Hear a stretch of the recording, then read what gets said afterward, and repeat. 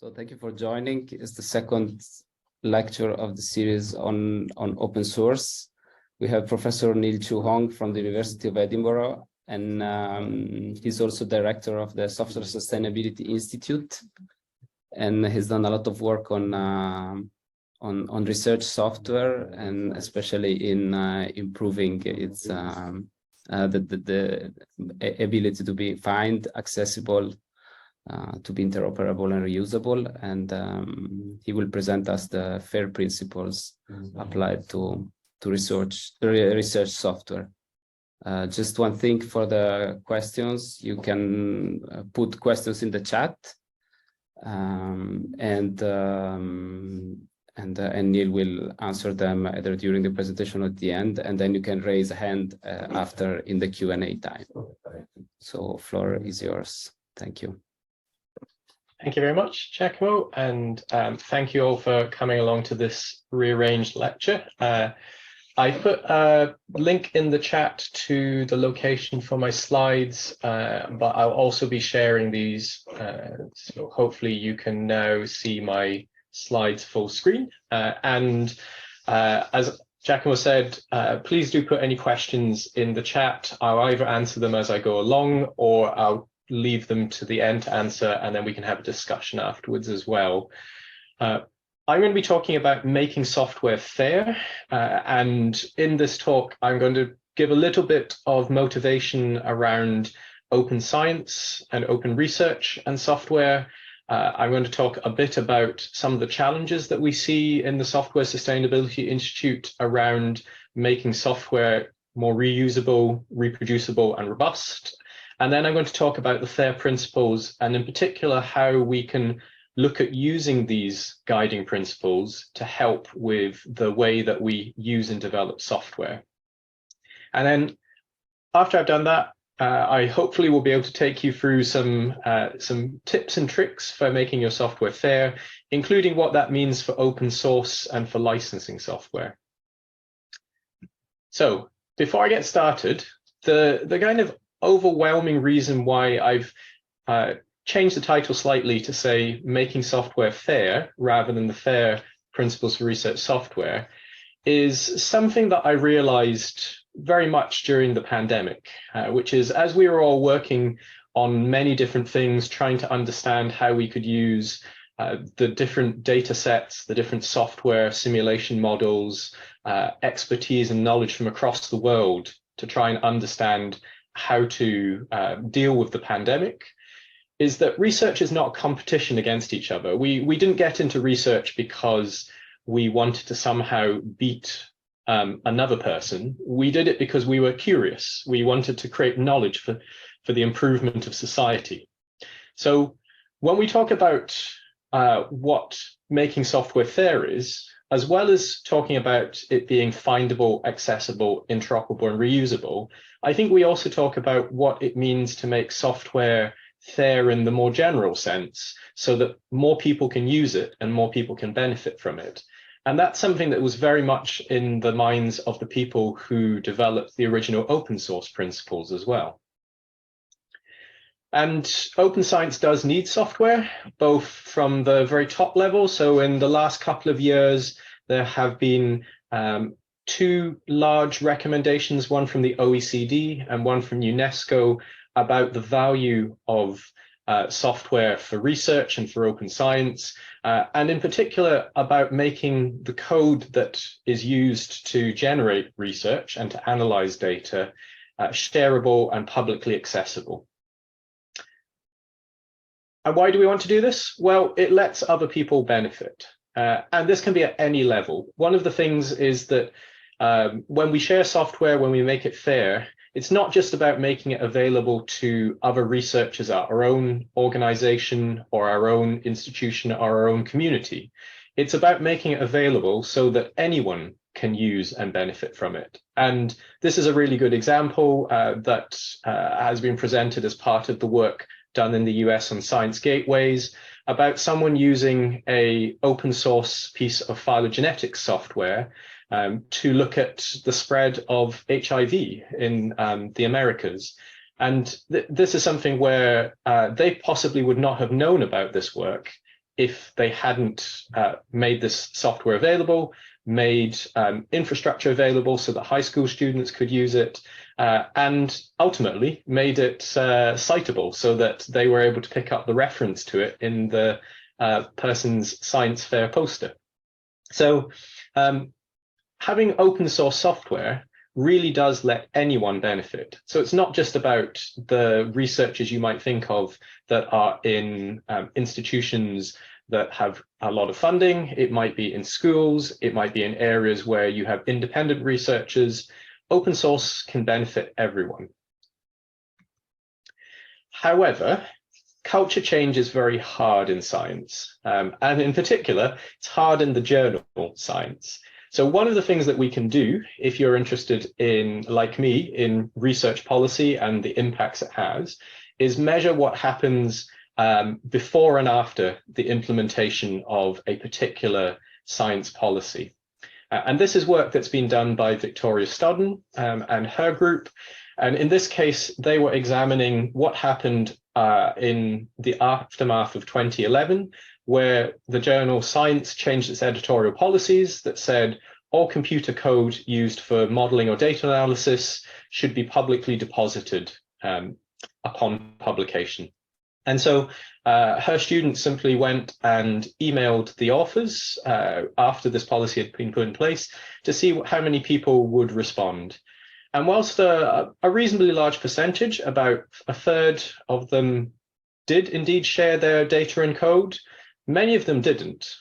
Some of them just didn't respond, but some of them were downright rude. So if you want to find out more about all of the different ways in which people throw up barriers to people doing research, this is a really great paper to look at, in particular because the people who were emailing here are students, undergraduate students.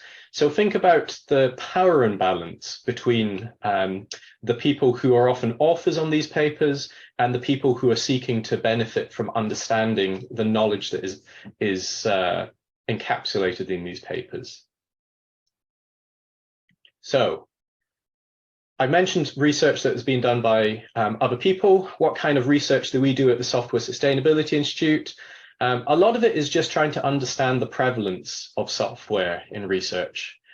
This started off almost 10 years ago when we did the first wide-scale software survey of UK researchers. And at that point, the vast majority used software. About 68% said it would be impossible to do their to do their research without software, but over half of them were developing their own software, and most of those had no formal software training.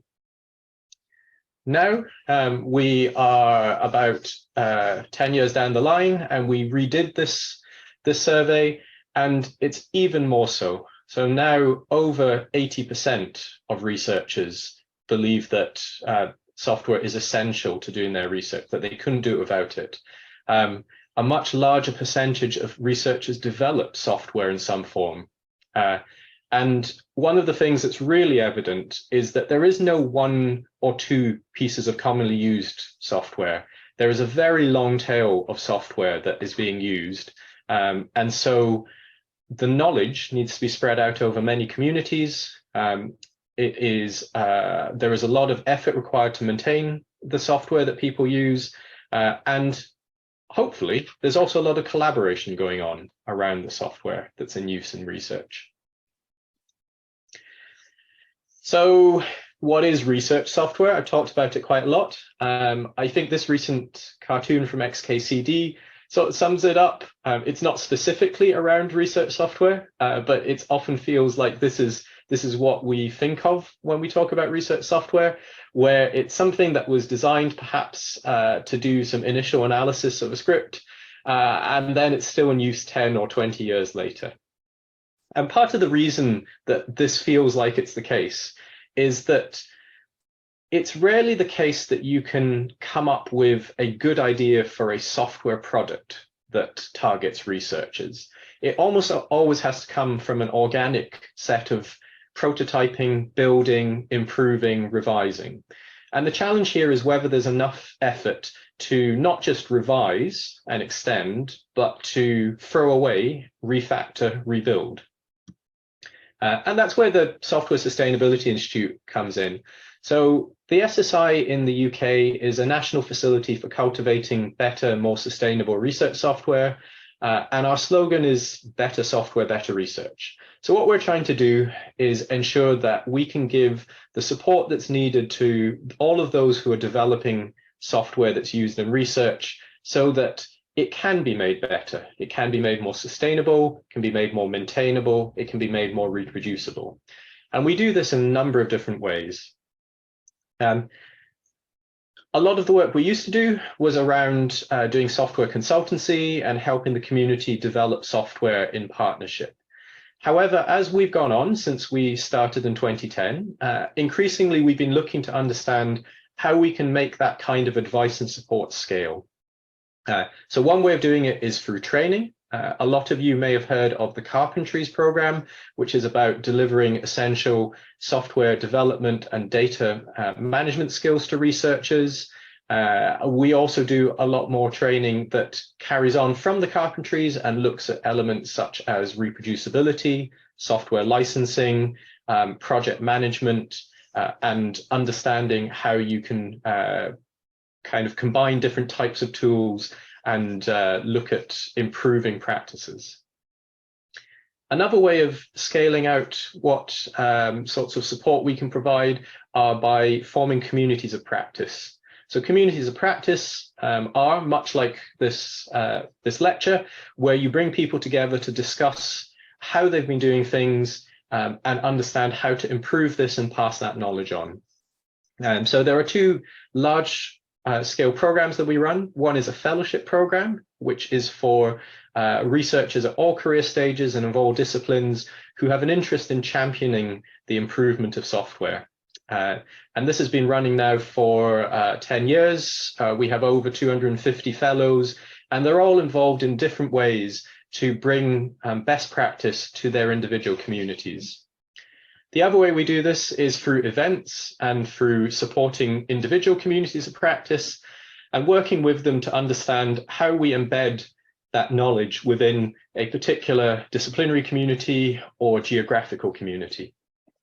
A fourth way of doing things, which I've sort of shown some evidence of before, is to work with policymakers to understand how software is being used and how policy can have a positive effect on that. Some of that is coming up with the evidence, the data around software use. And the other part of it, as I'll go on to talk about later, is around understanding the principles, the policies, and the guidance that we can create to help improve software practice. And so later on, I'll talk specifically about the FAIR principles for research software and the software citation principles. And then finally, we also want to make sure that we're doing outreach and communications. And so in particular, what we want to do is share not just the work that we've been doing, but share the work that's being done by people across the world in improving software practice. So going back to that XKCD cartoon and why we seem to find all of this code that is perceived to be one-off and kind of things that you might have thrown away if you'd had more time. And this is something that is a concept that has been adapted from Tom Honeyman at the Australian Research Data Commons, and this in turn has been from something that was written up by Conrad Hinson on his blog. And it's this idea that there are different tiers of software in general, but particularly so of software that's used in research. And so we can maybe think of it as three separate tiers. You have analysis code. It's the sort of software that you do for yourself, that is the kinds of scripts that you use perhaps to analyze some code for publication. You might use this in conjunction with some well-used libraries or applications, but it's all of the things that you produce for a one-off purpose. Then you get the kind of prototype tools, which I like to call professorware, because I'm certainly guilty of having produced a few of these. These are things which are a little bit more robust because they are designed to be used by people in your group or your close collaborators, but they often don't have a lot of effort to maintain. So they're really there to help support a group of users who all know the authors of the code. And then finally, there's the infrastructural pieces of research software. These are the things that are closest to a product. They normally have development teams that are dedicated to their maintenance. They have things like feature roadmaps. They have users who have not directly come into contact with the people who develop the code. And we see movement between all of these. So sometimes we see something start off as analysis code, turn into a prototype tool because it's useful across a number of papers, and then from there on become an infrastructural product because it's useful to a larger number of people than just the first set of collaborators. And part of the key between moving between these is to understand that at each stage, you have different requirements. At each stage, the amount of effort that you're putting in to maintain it is different, and the amount that you are choosing to kind of take input from the outside is also different. So what does this mean for the way that we develop code? Well, I'm turning back to XKCD again with this cartoon about how to write good code. And the challenge is that writing good code is not easy. There are some things that we can understand, but they don't always apply in all cases. So the thing here is understanding what are the right things to do at what stages in the life cycle and practicing. So I think a kind of key thing here when we're talking about good practice in developing code is what can you do that will save you time in the future? Because ultimately, the key user of software is yourself. And it's something that we can learn from startup companies. One of the things that you're often told if you are doing a business startup is think about creating a product that works for people like yourself, because then at least one person will buy it.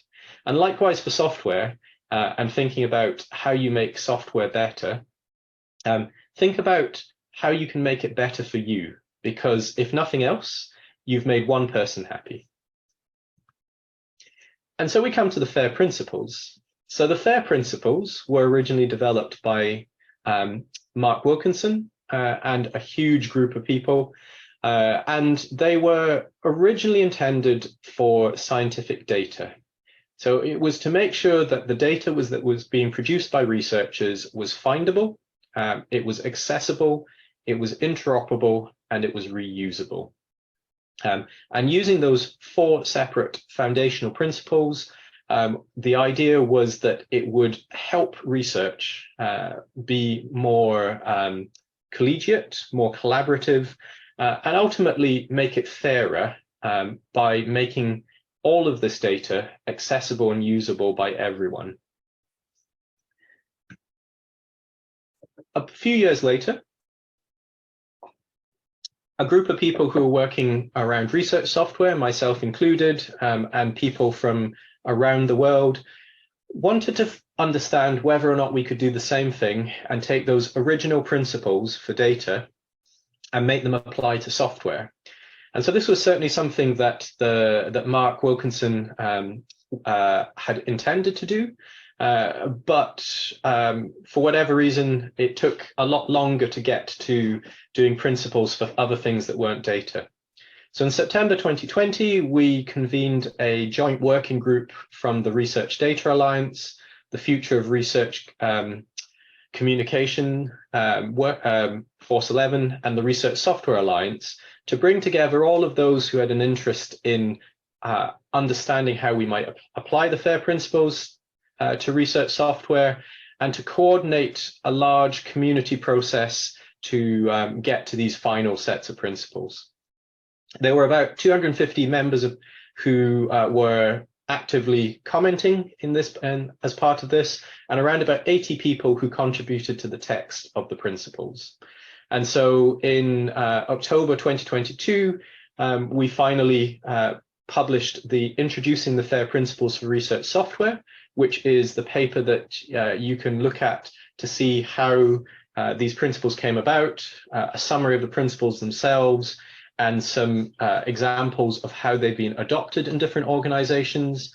as well as the FAIR Principles for Research Software version 1, which are the text of the principles along with an explanation of what each of these principles means.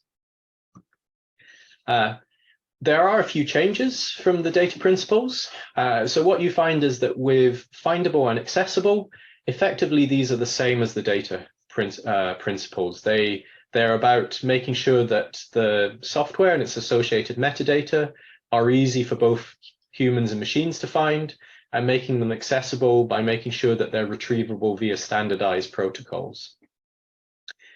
It's where we talk about interoperable and reusable that things change from data. So when we talk about the interoperability of software under the FAIR principles, it's about extending this not just from the data formats that are being used, but also the way that the application programming interfaces are being described. And when we talk about reusable, we see the kind of different nature of software versus data. So here reusability is both about software being executable, about being runnable, and also about being reusable. So can you understand it? Can you modify it? Can you build it upon it? And these have different timescales as well. We don't necessarily expect with the FAIR principles that software is runnable for all time, but we would like for software to be reusable in some way, even if that is just allowing it to be inspected for a much longer period of time. And so we can go from these principles, these guiding principles, to a set of individual specific principles which form the basis of this first version of the FAIR for Research Software principles. So I'm not going to go into these principles in great detail. As I mentioned, some of these look very similar to the FAIR data principles if you are familiar with those, and other of those are much more specific to software. Instead, what I'm going to do is I'm going to talk about how I think people can start adopting these principles and the kinds of mechanisms they can use to help make their software fair. So I like thinking about it in terms of the essence of the principles. And I think the essence of the principles are when software is findable, you're using persistent identifiers of some sort, and that you're using descriptive metadata. When I think of software being accessible, I think about making the software and the metadata easily retrievable. When I think about making it interoperable, I think about using APIs that are well described, using open standards, and making sure that there are references between the different parts of the software. And when I talk about software being reusable, I'm talking about documenting it, making it sure it has a license, and following community good practice. So what do I mean by some of these things? So the first one is, are there a set of principles that are similar to other guidance that are out there already? And that you may be aware of two papers.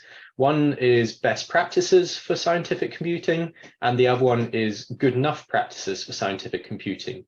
And these have come out of the Carpentries community to give researchers a couple of sets of guidelines for the ways in which they can help manage the development of the software that they're working on. And when I look across these and see the intersection between those practices and the FAIR principles, I think it comes down to being able to write code which is readable, reusable, and testable. And I think about it in six steps. One is to use a code repository and version control. The second is to license your software and choose an explicit license. The third is to document for your future self. The fourth is to split your code into small modular parts. The fifth is to make use of libraries for common functionality. And then the sixth is to share your code with others. And if you follow those sort of six basic rules, it will improve not only your ability to make your software useful for others, but importantly, it will make it useful for yourself as well. In particular, choosing a code repository and version control helps when you have the inevitable problems with having deleted a version or made a wrong turn in the development of a piece of code. Documenting for your future self helps from when you're coming back from a holiday and then can't quite remember what you had done on your software. Splitting your code into small modular parts helps make it more reusable by yourself and makes it easier to spot errors. Using libraries of common functionality helps by making sure that you do the smallest possible amount of work that you actually need to do for the research that you are undertaking. And I'll come on to sharing your code with others in a few slides' time, because I think that's one which is really interesting in terms of not just benefiting others, but benefiting yourself. So in terms of licenses, given that this week we're talking about open source licenses, what are the things that we might want to ask ourselves when choosing a license? I like to think about it as a set of different questions. And the principal one is understanding what's your objective, the impact that you're seeking from the software that you are producing. So is it to disseminate research or research outcomes? Is it to support reproducibility? Is it to build a large community of users? Is it to gain commercial revenue or to sell services and infrastructure? Or is it to bring about social or cultural change? The license that you choose will depend on what your objective is. Some licenses are better for encouraging community development. Some licenses are better for encouraging widespread use. Then the other questions are around what you care about in terms of the way that people use your software. So do you care whether changes made by others are made available? If you do, that's something that perhaps the GPL family of licenses might be beneficial for. Do you care if certain people or organizations use your work? Most of the open source licenses, to be truly considered as open, require you to ensure that you do not put up barriers to any person or organization in using your work. Does your work depend on or incorporate other works? So if you're using things which already have licenses, you'll need to think about license compatibility. And also, is there already common practice in use in your community? So if everyone in your community uses the Apache license, then maybe it's something that you should use because people are familiar with it. So if you have no other reason to not use that license, think about what's already in use in your community. And there are lots of different sorts of software license.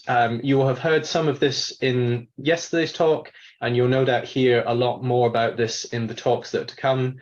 I think the main thing that I would say is that across all of the different sorts of licenses, all of them are there because they help provide copyright protection, and all of them can be used for commercial applications. So it doesn't matter if they are an open source license, a freeware license, a non-commercial or academic license, or a closed source or proprietary license. You can use them if you want to exploit your work. The main difference is around how people can reuse the software. And it's important to note that software that's used in research falls under all sorts of different categories. So some people might be using closed source software like MATLAB.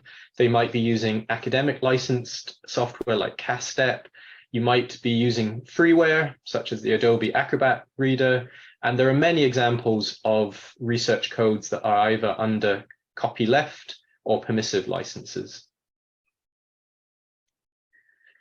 So again, you have heard a little bit about why we license.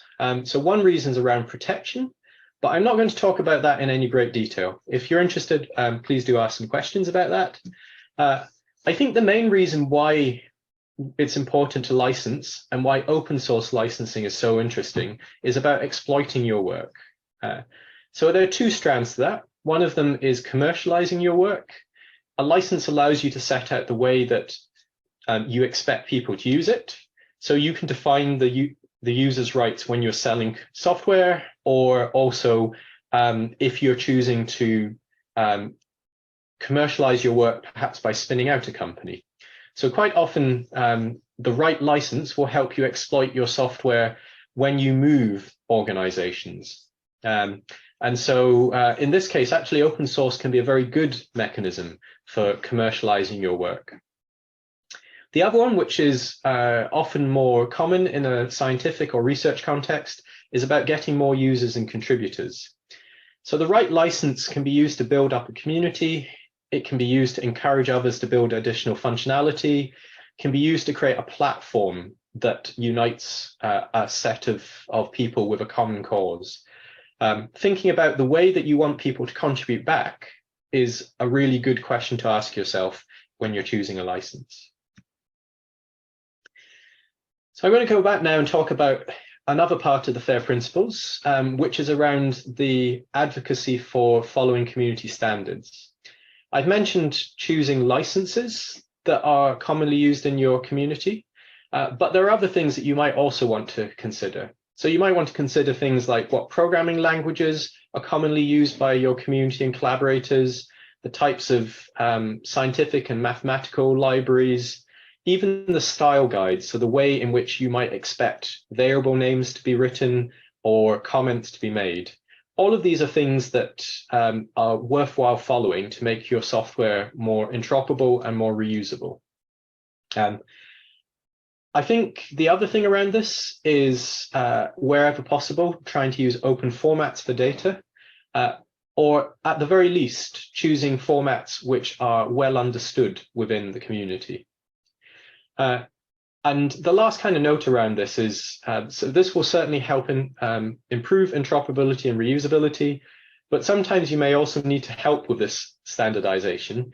And so if you are unsure about what the right choices are, perhaps it's a sign that you need to do something similar to the process that I helped facilitate for the FAIR principles for research software, and engage in that wider community discussion to create guidance and standardization. The other thing that I think the FAIR principles are about is around rich description through metadata. And I kind of think about that as being able to document your software ideally in a machine readable way.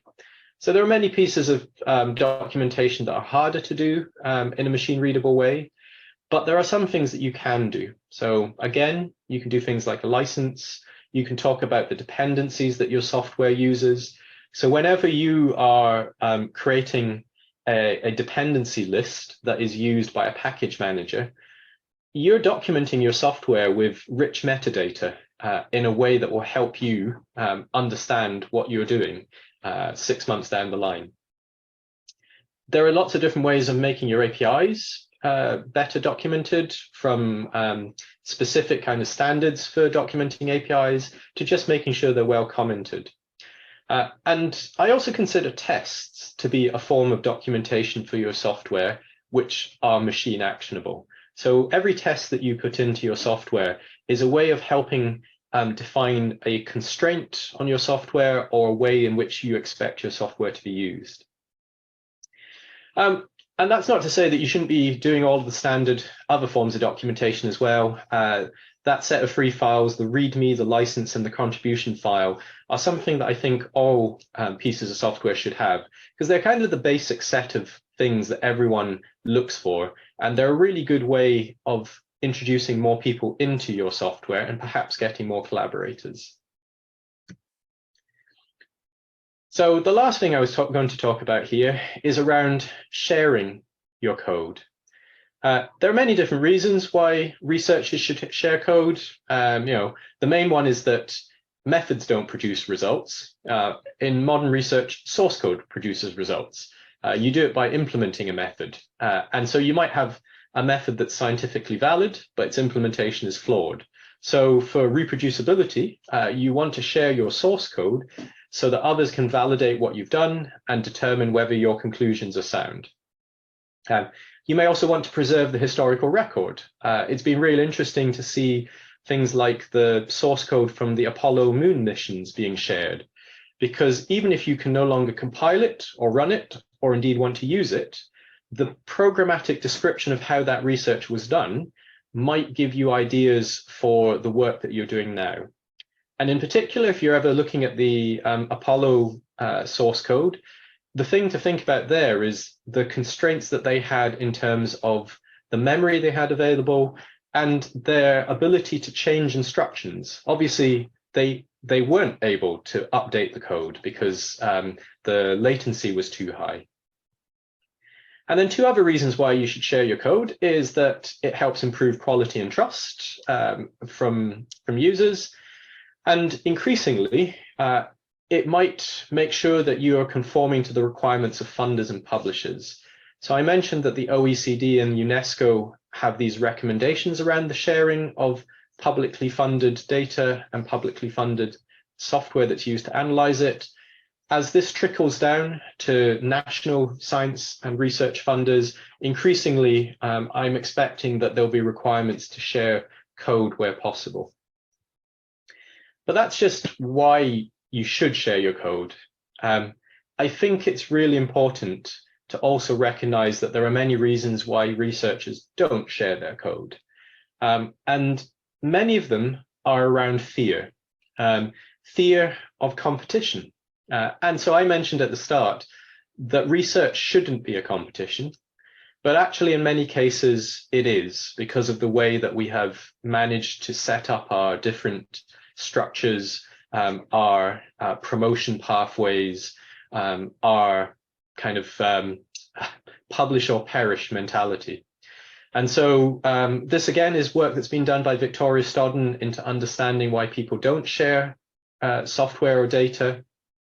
And many of them are around being scooped, this idea that someone will be able to benefit from this work before you can. A lot of it is around feeling that you won't get acknowledged, so that code may be used without citation. And I'll talk about that and the changes that have happened in the 13 years since this research was done to improve that. But maybe the kind of key thing to address is those two largest ones at the bottom: handling questions from users and the time to clean up and document, because those really are the main reasons why researchers don't share their code. So when we're talking about handling questions from users, I often think about flipping it around, and every question that you have from a user is a potential new collaborator that you might have with your software and indeed your research. And if you don't have the time to handle questions from users, you can say no. You can politely decline and say, actually, if you want to help out here, there are ways you can help, but I'm not paid to support the software for other people's users. The other thing is around the time it's seen to clean up your software and document it before you publish it. And here, I think one of the key things to think about is it good enough for you? Because if you can document and clean up your code so it's useful for yourself, then it's also useful for other people. And at the point where it's probably good enough for you, it's possibly good enough for other people as well. So I would worry less about making it perfect and making it good enough for yourself instead. So sharing your code. I think the main thing is that you shouldn't be afraid to share your code with others. And I appreciate that I'm saying this as someone who works in this area, who is in a position of relative power and privilege, and that many people will have other barriers in their way to being able to share their code without fear of criticism. But it is the best way of getting feedback and the best way of finding bugs. So if you're not sharing your code publicly, think of a way in which you can share your code with someone else who is a little bit removed from you. So maybe think about a colleague who might be able to use it, or a collaborator. And again, this is just a way of helping to build up your research network. If you feel able to, publish your code and deposit in a repository, and make sure you cite it in your papers and have a clear preferred citation. And I'll give you some tips for that in a few minutes. And then lastly, I'm asking you to do this, but I'd also ask you to do the same thing for the code that you use. So if you use someone else's code, make sure you cite it. And if you can, contribute something. Even if that's simply a message saying, I used your piece of software in my research, I found it really useful, thank you. I don't think we do enough to help and acknowledge the people that make our lives easier. Because if all of us did this, I think we'd be getting away from this idea of research as being a competition. I think the one thing there, though, is to not expect anything directly in return. You should be able to contribute your thanks, your input, your feature requests, even your bug reports, without expecting anything directly in return. So just because you have submitted a bug report doesn't mean that you should expect that it is something that the authors of the code will fix. I think you should just feel good about the fact that you've potentially helped them, and that they can then take it in their own time to understand how to kind of like take your input and your feedback and contributions and work with them. The good thing is that there are lots and lots of different ways to publish your software now and share it. If you're interested in this, take a look at the slides for the examples. You can just keep it in a code repository. You can deposit in a digital repository. You can produce something like a container and share that, or packages in something like PyPy or similar. You can register them in the increasing number of research software catalogs and registries.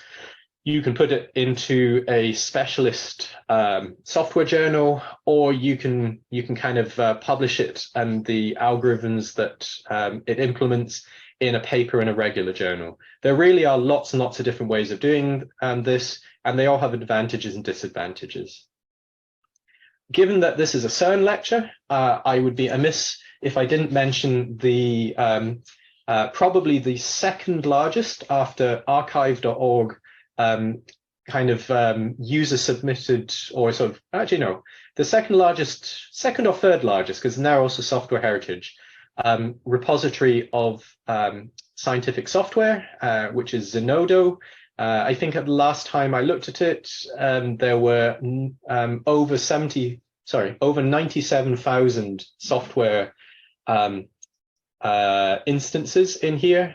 And I think the main reason why Zenodo is such a good example of a repository to get a identifier for and to deposit your software is it's really easy to do it. In particular, if you develop your software in GitHub, there is almost a one-button click that allows you to publish versions of your software that are in GitHub to Zenodo and get a DOI that you can then ask people to cite. And I think this kind of ease of use and infrastructure and tools are the big thing that wasn't there 10 years ago when Victoria Studden was doing this. And I'd really encourage people to think about doing this, even if all you're doing is archiving your software when you publish your paper. And so the last thing I want to talk about was around making sure that you're getting and giving credit. And this is, again, something which has changed in terms of the infrastructure and tools very recently. So 2 years ago now, there was support released by GitHub for something called citation files. And this is a good way of making sure that the citation that you want people to use for your software is available in your GitHub repository. So if you put in a citation.cff file into your repository, it will produce some functionality that will pop up a little button that will give the preferred citation for your software. And from myself, as someone who worked on the software citation principles, I would encourage that to be a citation to the software itself. But other people are using it to make sure that their GitHub repository puts up a recommended citation to the paper that they've written to describe that software as well. So you can use it to point to the paper that's for the software. And it's just an easy way of making sure that you get credit for your software. And in general, if you aren't using that functionality, there are a couple of checklists that have been produced to help you understand what you need to do to make your software more citable, and also to make sure that you understand, in this case, as the author of a paper, how to ensure that you are citing and giving credit to the people that your work builds on. So in this case, the key things are, have you identified the software that's made a significant and specialized contribution to your academic work? Have you checked whether that software has a recommended citation, in which case, make sure you use it?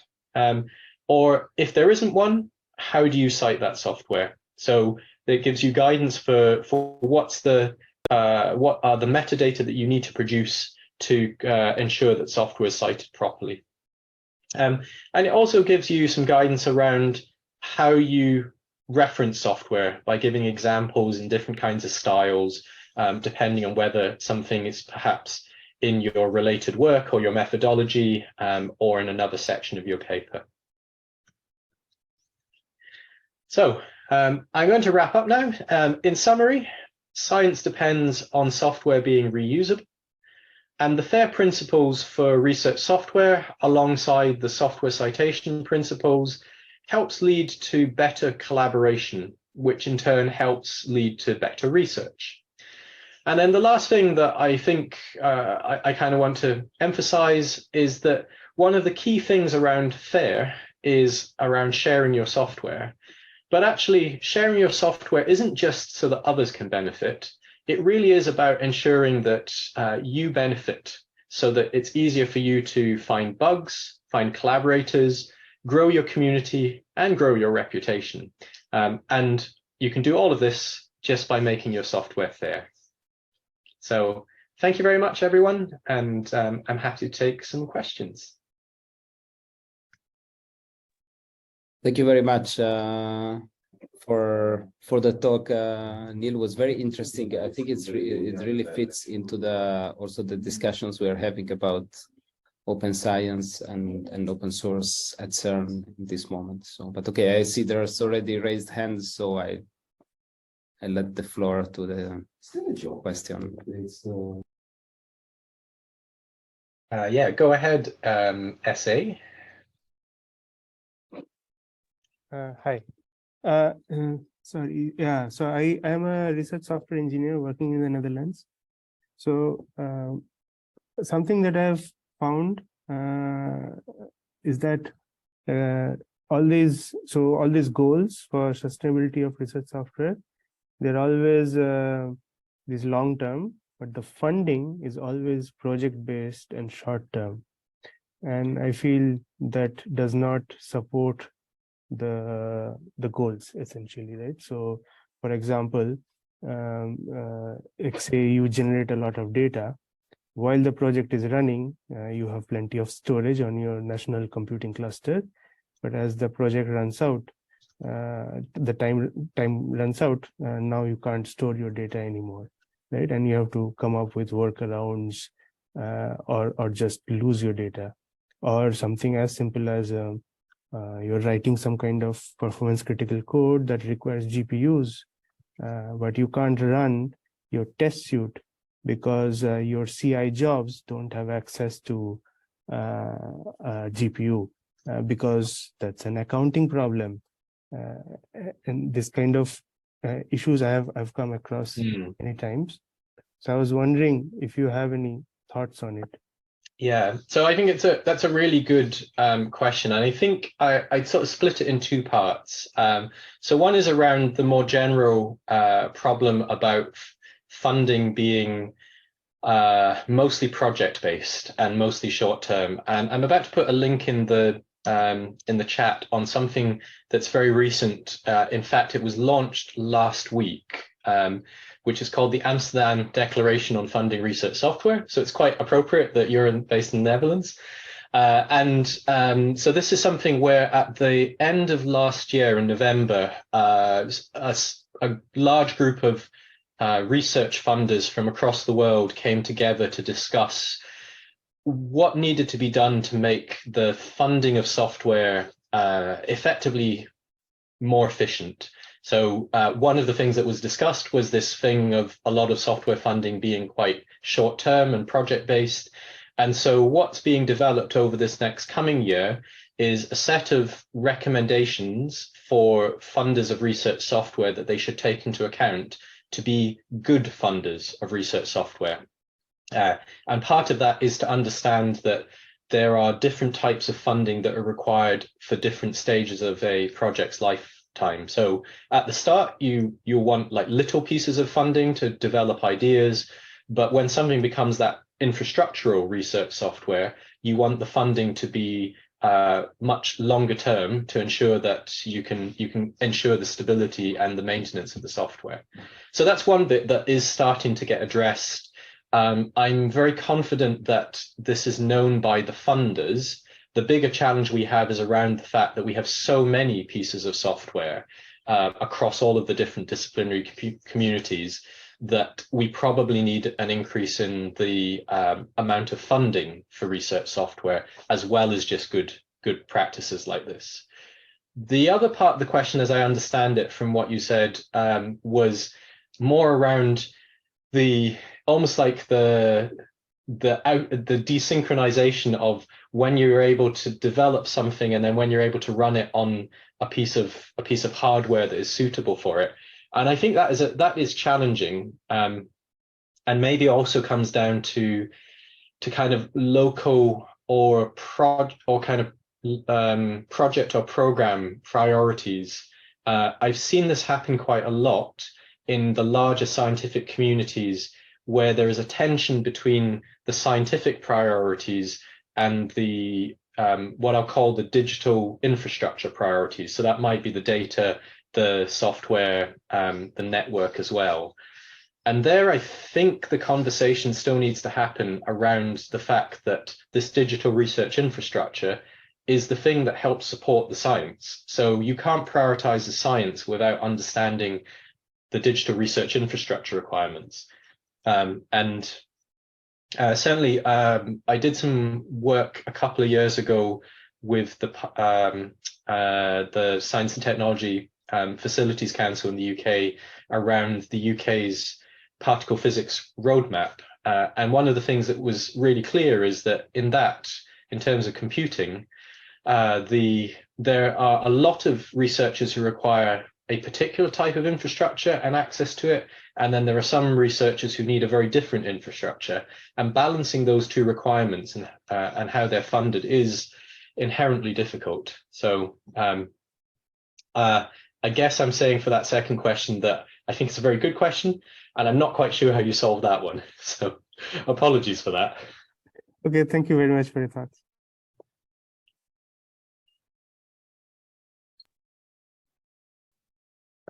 I actually have a couple of questions. So since there's no other raised hands, I'll go on. So the first one is on sharing and on the motivations why researchers do not actually share their software. The feeling I have is also that some of the projects the longer the project lives, the harder it is to kind of open source something, because the code gets uglier, and so you feel that you have less quality, etc. So but on the other hand, sharing from start can add some significant burden on the developers who maybe start like as students or small projects, and they're more interested into getting results fast out. So this is a bit of a difficult thing to balance, right?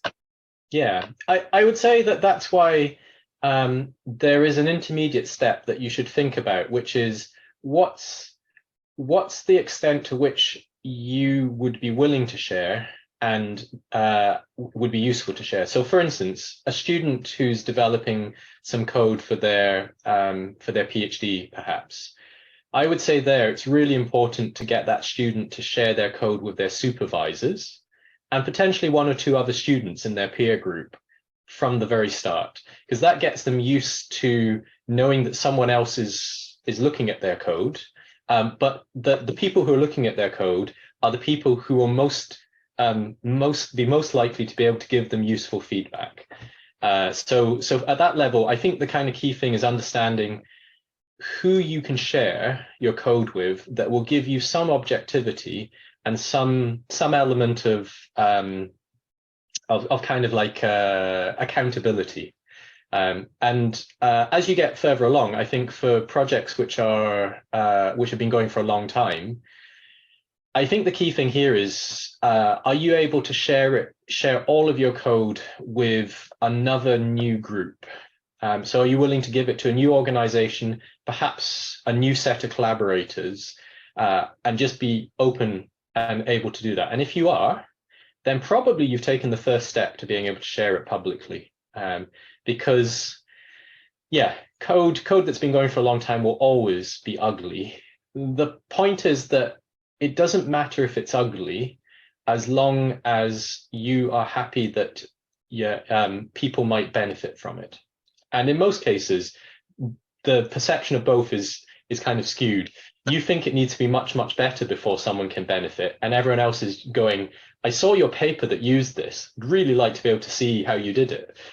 So quite often the perception has a gap. Okay, I'll ask the second question, then I let Maria ask her question. So it's actually on external dependencies, because you mentioned that you need to pay attention, of course, to compatibility, etc. And oftentimes, I think some projects are kind of abandoned and not usable anymore because they depend on some key open source component that maybe was widely used and widely supported, and then it is no longer because, I don't know, it was relying on some random developer around the globe. That is that there's the famous XKCD comment about the other this cartoon that I often use. Or do you also like work with the institutes and organizations to advocate support for external critical, let's say, open source projects? Or we do, and that's another part of this Amsterdam Declaration on Funding Research Software, because there are fewer and fewer funders that are doing this. In the only new funder to have really entered this is the Chan Zuckerberg initiative with their essential open source software for science initiative, which is one of the few new funding programs that is specifically to address this for well-used pieces of scientific software that require funding to maintain them and keep them operational. In almost all other cases, research funders tend to do this through other sorts of programs. And so I think that's a really important thing. The other thing, though, is I would say that I'd encourage people to still kind of, as much as possible, use libraries. Because I think the other kind of tip I mentioned, which is around making your software as modular as possible, means that you are hopefully isolating yourself as much as you can, in that if a dependency does become unsupported, it's only a small part, and that you have a really clear idea of what you would need to do to replace it. So I definitely don't advocate for people being worried about dependencies becoming unsupported and therefore trying to write everything themselves, because then you are the dependency that's going to become unsupported. Thank you. Maria. Thank you. Can you hear me? Yes, can hear you. Thank you. That was a wonderful talk. Thank you very, very much. I have a question very much related by coincidence to what you just said about the unsupported dependency that one can become. We have a project formerly developed at CERN in the framework of an open source great effort that are in the CERN instance of GitLab and also mirrored in GitHub. I'm glad to hear that you recommend that we put everything in our Zenodo. Very nice. The question is, if the community, when we presented these projects at conference talks, was very enthusiastic, willing to participate, but of course needed some coordination effort, that disappeared because the strategy changed and these projects are abandoned. What do you, I mean, I'm sure with the number of repos you have come across, you have seen such phenomena. What can we do if on the one hand we feel it's a pity because the project had reached a good status and we didn't want it to be abandoned? On the other hand, we don't have the time, resources, courage, whatever, to stay behind it, despite the fact that it's not supported anymore by our hierarchy. Yeah, wow, that is a tough question. I'm going to pop a little thing into the chat, which I haven't got the link for, but you should be able to find it if you kind of like do. So I often refer to this resource called Producing Open Source Software by Carl Fogel, which is kind of like it's a manual for how you run projects. And a lot of the advice in there applies to scientific software as well as open source software more general. And it's great because it goes from everything from governance to infrastructure to facilitating contributions and so on. For a project that has effort to coordinate, I highly recommend using this guide. However, right at the end there, because I was typing this in and then you sort of said, when the project does not have effort or the community does not have effort, that is much harder because without effort, there is no chance of maintenance. There is no chance of encouraging more contributions. There is no chance of reviving the software ultimately. And so I think then the first thing that you would need to do is work out if such effort could be found. And that might come in different ways. But I think the principal thing is this just a community of people who want to use this software, but don't actually have any time to contribute to the running of the project? Or is this something where it's just that people have the time, but they don't want to take the lead? And if it's that latter category, there might be something that can be done. And most of the projects that I have seen that have successfully revived have then had to go and get some funding to fund a small, it can often be part-time role that is able to kind of do that. It's got a little bit easier now in that there are some funds to help do this, often from kind of like philanthropic organizations if there are enough users. And it's also got a little bit easier in that, as the first question said, there are these research software engineers, which may be, if you've got some funds to pay for the research software engineer, you can tap on them to help organize this. But I think the first thing is understanding, is there someone willing to lead a project? Yeah. And is there some effort to be able to do this? Because if you have that, then you can start taking it forward. It might be internal funding as well. If you can show that there are still hundreds of users, then perhaps it's something where the project goes, actually, no, maybe we were wrong to deprioritize this. Because quite often it's just that people don't realize the impact a piece of software has. Yeah, thank you. That is extremely useful. Thank you so much.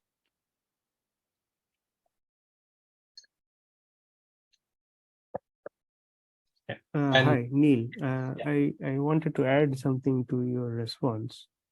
I feel that like when resource is scarce, we can sort of rely on a little bit of automation to make that effort needed a bit less.